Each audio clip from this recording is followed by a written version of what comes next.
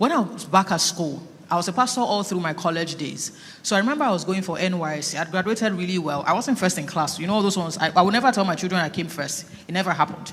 The last time I came first was primary 4. You know, so I'm not at that level. But I graduated well. You know, and then I was supposed to go for NYSC like we do in Nigeria. And somewhere along the line, I went to check my name on the list and my name wasn't there. And it ain't gonna happen. Like what? My name wasn't there. Like it was obvious the devil was after my life.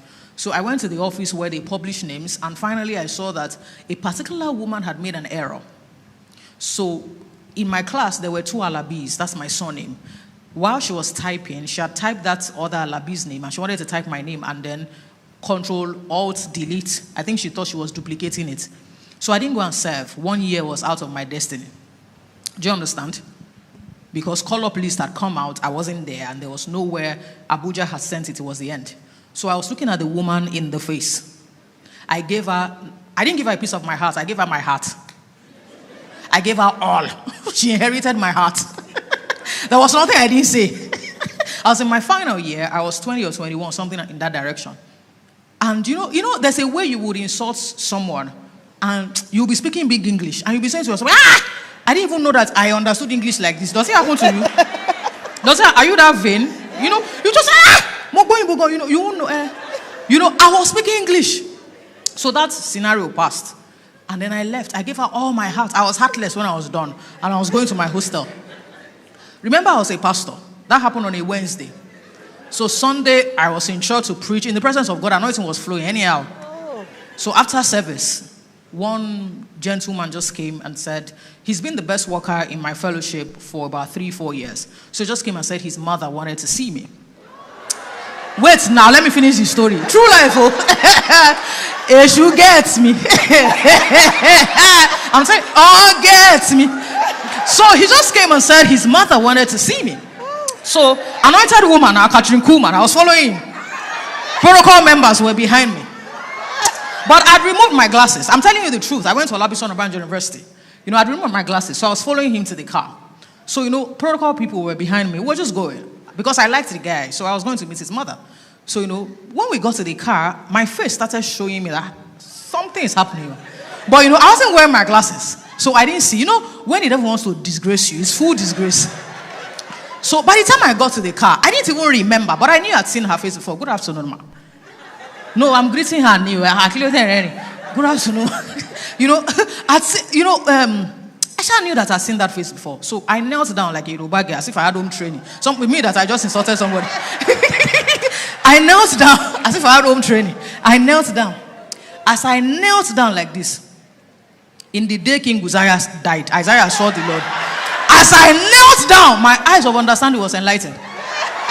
I just saw her. I couldn't stand up. Oh. Protocol and everybody thought I was out of respect. They didn't know that. They didn't know that I was gone. Of course, the woman remembered. Why won't you remember? When my heart is with you. True life story. I'm not lying. As I knelt down there, I knew. That's why I told you emotional intelligence changed my life. I knew that, you can't continue like this. The woman just looked at her son. You know the guy didn't know. Just looked at her son and said, is this your pastor? Get into the car. That was the end. How did we get here, Seth? What's this question? Covenant. I'm showing you my bad behavior. How did we get here? We have prayed, man. We have prayed. What's the question? Even me, I don't remember. Question me or not back. Pastor Toyin, do you know the question? Who knows the question? Oh, all of you came here for African magic.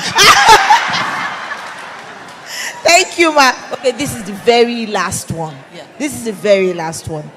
And it had. Yes. Okay. She remembers. So the question is something about people bringing your past. Of shame. Yeah. I still have sense. Why did I give you that? The devil reminds me. So when I give you stories, it's not to just make you laugh. It's for you to know where I'm coming from. I didn't get to emotions doctor because I had a lot of sense. No. My story actually is retired nuisance to the emotions doctor. So that's why I carry it. I hawk what I'm doing. And then I greeted her because her sister-in-law is Pastor BC. And they were in the same faculty together. BC Sojoya Way. You know, she's my Shola Shobowale, that's what I call her. She's a covering, a unique one at that. So every time people try to remind you of where you are coming from, you must know where you presently are, so that you can say to yourself, that has expired. There are some people who will never forgive you for that bad behavior, and it's understandable. They will never welcome your new self. It's understandable. They can't relate. You can't hold me to 21. Do you know what it is to be 21? I am 38, 17 years. I can't even remember what you are saying. I can't remember who I used to be. Do you understand? And all of us have excesses. We have our issues. The best of us is man. So you can't hold me to any supreme being standard.